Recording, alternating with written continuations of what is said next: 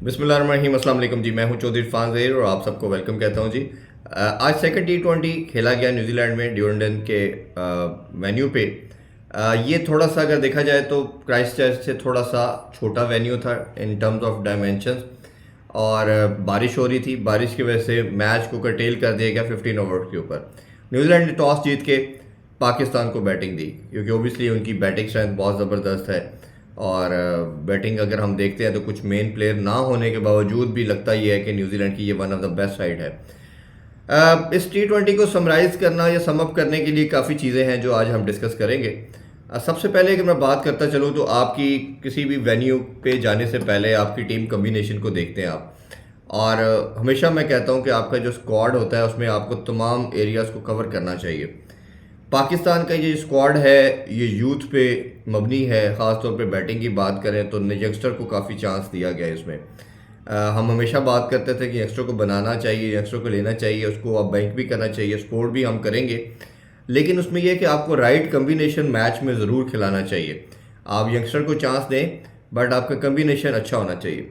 खैर, इस पर भी बात करते हैं, लेकिन अगर पहले आज के मैच के बारे से थोड़ी डिस्कशन कर लें तो उन्होंने 15 ओवर के मैच को कर्टेल कर दिया। और पाकिस्तान ने जब पहले बैटिंग की तो 135 रन्स बनाए, 9 खिलाड़ी आउट हो गए। एक टाइम था कि ऑलमोस्ट जब 5-6 ओवर रिमेनिंग थे तो पाकिस्तान के 8 खिलाड़ी आउट हो चुके थे, और उस टाइम शाहीन और हारिस रऊफ आ चुके थे। ये बड़ा अनफॉर्चुनेट है कि हम 2-2.5 साल से बॉलिंग में बहुत स्ट्रगल कर रहे हैं। बॉलिंग हमारी जो है, मेरा मानना ये है कि वो बिल्कुल अच्छा परफॉर्म नहीं कर रही। बट बैटिंग के अंदर भी देखते हैं, जब हमारे सीनियर प्लेयर भी थे तो जो अप टू मार्क या जो मॉडर्न डे क्रिकेट की डिमांड है वो फुलफिल नहीं हो रही थी। और ये जो यंगस्टर आए हैं इनको एक बहुत बड़ी गोल्डन अपॉर्चुनिटी मिली है, वो भी इसको ग्रैब नहीं कर पा रहे। अगर हम बात करें तो सबसे पहले मोहम्मद हारिस की एक उनकी और रेकलेस किस्म की इनिंग्स, बड़ा क्लैरिटी से नज़र आ रहा है कि उनके पास टेक्निक नहीं है। जो हम इंटरनेशनल स्टैंडर्ड पे हम बात करते हैं, जहाँ बैट पे बॉल आता है उधर तो वो अच्छा खेल देते हैं, बट जहाँ थोड़ा सा स्विमिंग कंडीशन होती है, बाउंसी कंडीशन होती है, उधर थोड़ा वो स्ट्रगल करते हैं। तो आज बड़ा क्लियर नज़र आया, आज फिर वो 10 बॉलों पे 11 बना सके। हसन नवाज़ का एक और फेलियर, एक और डक। मेरा ख्याल है कि अभी भी उसको टीम को थोड़ा सा उनको सपोर्ट करना चाहिए, यंगस्टर को चांस देना चाहिए। मुझे याद आ रहा था जब उनके 2 डक देखे तो अब्दुल्ला शफीक ने भी जब न्यूजीलैंड में डेब्यू किया था तो पहले दोनों इनिंग्स के अंदर उन्होंने डक ली थी, बट उसके बाद हमने देखा कि वो पाकिस्तान के लिए एक परमानेंट मेंबर के तौर पे वो हर फॉर्मेट खेलते हैं। ख़ास तौर पे ODI और T20 टेस्ट में तो वो पाकिस्तान का पहले परमानेंट फीचर रहे हैं।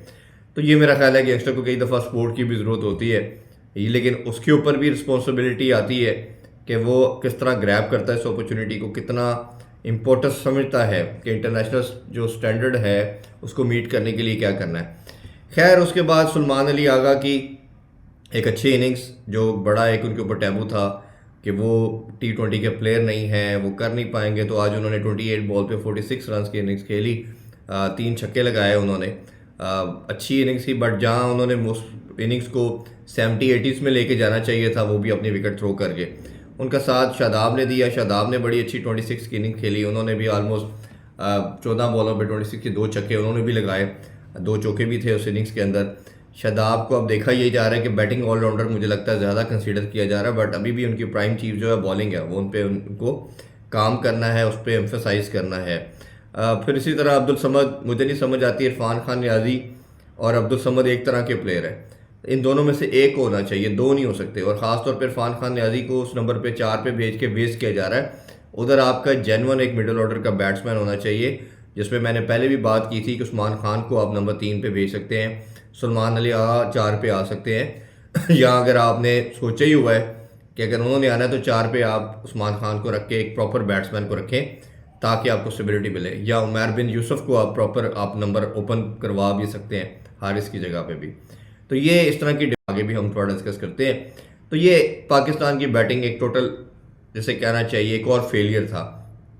थोड़ी सी शॉट्स नज़र आई, बट बहुत ज़्यादा प्ले एंड मिस नज़र आया। हिट एंड मिस, या तो बाउंड्री होती थी या डॉट थी।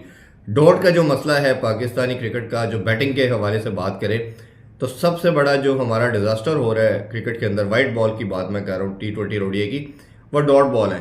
तो आज भी हमने देखा कि हाफ्स के करीब बॉल्स हमने 15 ओवरों में डॉट खेली। तो अब ये देखें कि अगर आप न्यूजीलैंड ने 11 बॉल्स पहले चेस किया है तो अगर हाफ बॉल में से हाफ भी कुछ अगर आप पाकिस्तान 25% भी कंज्यूम कर जाता तो एक अच्छा तगड़ा मुकाबला आप कर सकते थे। बट एनीवेज वही प्रॉब्लम कि या मारते हैं तो या रोकते हैं, रोटेशन ऑफ स्ट्राइक कोई नहीं कर पा रहा। बॉलिंग की भी थोड़ा जिक्र कर लें तो मेरा मेरा मानना ये कि जो न्यूजीलैंड थी उसने वन साइडेड अफेयर पहले ही कर दिया था। वो इसी तरह कि जब हमारे बैटिंग कर रहे थे तो हमने पूरी इनिंग्स के अंदर ऑलमोस्ट 7 छक्के लगाए हैं। तो न्यूजीलैंड के ओपनर ने, जो ओपनर से दोनों टीम, सेफर्ट और फिन एलन, उन्होंने 4 ओवरों में 8 छक्के लगा चुके थे और ऑलमोस्ट 66 के करीब की पार्टनरशिप वो कर चुके थे। तो मैच तो 95% उधर ही ख़त्म हो चुका था जब वो दोनों बैटिंग कर रहे थे और 4 ओवरों में ही ख़त्म हो चुका था। उसके बाद हाल दो कि पाकिस्तान ने 4-5 आउट किए, बट वो बड़ा एक लेट अफेयर था, एक जिसे कहना चाहिए टाइम आप गुजर चुका था, उसके बाद की वो एफर्ट थी छोटी सी। उसमें भी देखा जाए तो हमारा कोई भी जो फास्ट बॉलर है वो खास रोल प्ले नहीं कर पा रहा। शाहीन का मैंने कल भी जिक्र किया था, वो 1.5 साल में सबसे दुनिया के एक्सपेंसिव बॉलर बन चुके हैं इन टर्म ऑफ इकॉनमी। वो बहुत ज़्यादा रन लीक कर रहे हैं। इसी तरह मोहम्मद अली का देखा, उनकी 17 की इकॉनमी गई, 2 ओवरों में 34 रन दिए। जानदाद ने भी 1.1 में 23 रन दिए। खुशदिल शाह बेहतर है, 3 ओवरों में 16 रन। ये हम बहुत ज़्यादा तनकीद हुई थी खुशदिल पे, बट खुशदिल सबसे बेहतर बैटिंग में भी कुछ कर रहा है और बॉलिंग में भी कुछ कर रहा है। शादाब 1 ओवर में 10 रन। तो बाकी कोई भी ऐसा बॉलर नहीं है। हारिस रऊफ की भी बात कर लेते हैं, 3 ओवर में 20 रन, उन्होंने 2 खिलाड़ी तो आउट किए। बट वो न्यूजीलैंड ऑस्ट्रेलिया की कंडीशन में थोड़ा सा आपको ऐसा लगता है कि हारिस रऊफ कुछ कर पाएगा, विकेट ले पाएगा। बट जैसे ही बाउंसी विकेट नहीं होती, हारिस रऊफ को भी बहुत ज़्यादा रन कंसीड होते हैं और सबसे बड़ा प्रॉब्लम भी यही है। और जो शाहीन की और हारिस की बात कर रहे हैं, या इवन मोहम्मद अली को भी अगर आप देखें, तो ये इनके अगेंस्ट रन्स करना बड़ा आसान नज़र आता है। मतलब बैटर को कुछ डिफरेंट करने की ज़रूरत नहीं होती। जो लेंथ देते हैं, जो हम बात करते हैं कि सबसे सेफ जोन जो होता है वो आपका गोल लेंथ के एरिया होता है। फिर वेरिएशन आपके पास होनी चाहिए, फिर आपको एंगल क्रिएट करने चाहिए, यॉर्कर होने चाहिए। आप ऑफ स्टंप के बाहर यॉर्कर कर सकते हैं। बट हम देखते हैं कि हमारे किसी भी बॉलर के पास कोई वैरायटी नहीं है, कोई यॉर्कर नहीं है, कोई स्लो वन नहीं है। मैं बार बार, मेरा ख्याल है कोई 1 मंथ से बात कर रहा हूँ, आपकी वाइट बॉल में सबसे इम्प्रूव बॉलर जो था अब्बास अफरीदी था। और मैंने कल भी जिक्र किया था कि अब्बास अफरीदी को टीम में होना चाहिए, he should be the part of it.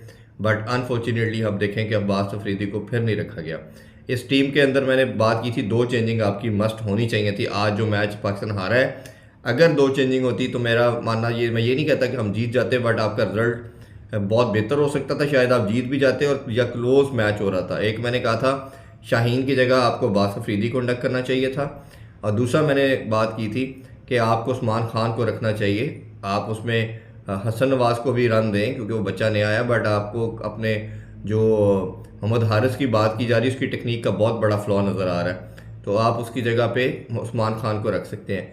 या अगर आपने 2-3 सोचा हुआ है 2-3 मैच के बाद, तो फिर आप उमर बिन यूसुफ को भी ला सकते हो। और मैंने बार बार कह रहा हूँ कि अब्दुल समद और दूसरा जो है इरफान खान नियाज़ी एक तरह का बैटर है। इरफान खान नियाज़ी 4 नंबर पे आप वेस्ट कर रहे हैं, उनको नंबर 6 पे लाएं अब्दुल समद की जगह पे। अब्दुल समद की जगह नहीं बन रही टीम में, अभी उनको थोड़ा ग्रूम होने दें। उनकी शॉट सिलेक्शन वो सब नज़र आ रहा है कि वो क्लैरिटी के साथ अभी इंटरनेशनल स्टेज के लिए वो तैयार नहीं है। और अबरार एक आपके पास जानवर को टीम में होना चाहिए, he should be the part of it. But unfortunately हम देखें कि अब्बास अफरीदी को फिर नहीं रखा गया इस टीम के अंदर। मैंने बात की थी 2 चेंजिंग आपकी मस्ट होनी चाहिए थी। आज जो मैच पाकिस्तान हारा है, अगर 2 चेंजिंग होती तो मेरा मानना मैं ये नहीं कहता कि हम जीत जाते, बट आपका रिजल्ट बहुत बेहतर हो सकता था। शायद आप जीत भी जाते और या क्लोज मैच हो रहा था। एक मैंने कहा था शाहीन की जगह आपको अब्बास अफरीदी को इंडक्ट करना चाहिए था, और दूसरा मैंने बात की थी कि आपको उस्मान खान को रखना चाहिए। आप उसमें हसन नवाज को भी रन दें क्योंकि वो बच्चा नया आया, बट आपको अपने जो मोहम्मद हारिस की बात की जा रही है उसकी टेक्निक का बहुत बड़ा फ्लॉ नज़र आ रहा है, तो आप उसकी जगह पे उस्मान खान को रख सकते हैं। या अगर आपने 2-3 सोचा हुआ है 2-3 मैच के बाद, तो फिर आप उमर बिन यूसुफ को भी ला सकते हो। और मैंने बार बार कह रहा हूँ कि अब्दुल समद और दूसरा जो है इरफान खान नियाज़ी एक तरह का बैटर है। इरफान खान नियाज़ी 4 नंबर पे आप वेस्ट कर रहे हैं, उनको नंबर 6 पे लाएं अब्दुल समद की जगह पे। अब्दुल समद की जगह नहीं बन रही टीम में, अभी उनको थोड़ा ग्रूम होने दें। उनकी शॉट सिलेक्शन वो सब नज़र आ रहा है कि वो क्लैरिटी के साथ अभी इंटरनेशनल स्टेज के लिए वो तैयार नहीं है। और अबरार एक आपके पास जानवर स्पिनर था जिसको आपने 6-7 मंथ में तैयार किया, उसको रखना चाहिए था। बट हम देख रहे हैं कि अबरार को भी आज नहीं रखा गया, ये भी एक ब्लंडर था टीम मैनेजमेंट की तरफ से। और मुझे लगता है कि कहीं ना कहीं आपको सुफियान वकीम को ज़रूर इंडक्ट करना पड़ेगा टीम से, क्योंकि आपके पेसर जो हैं वो बिलो पार हैं।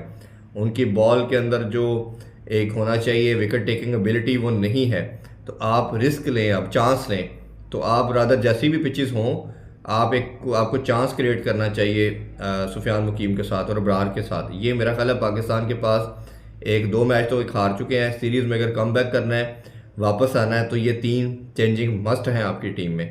तो आप पहले 2 मैचेस में अपने रिजिड एटीट्यूड की वजह से नहीं कर पाए, बट अब आपको अपनी रिजिडनेस को ख़त्म करना है और आगे बढ़ना है और ये चेंजिंग करनी चाहिए। और मेरा ख्याल है ये रिक्वायर्ड है इस टाइम पाकिस्तान टीम के लिए। So for hope for the best, we pray और we wish best of luck to them कि ये अच्छा करें। बट ये इस टीम कम्बिनेशन को थोड़ा सा रेक्टिफाई करना और सही अप्रोच के साथ जाना बहुत ज़रूरी है। So let's see next matches में क्या होता है।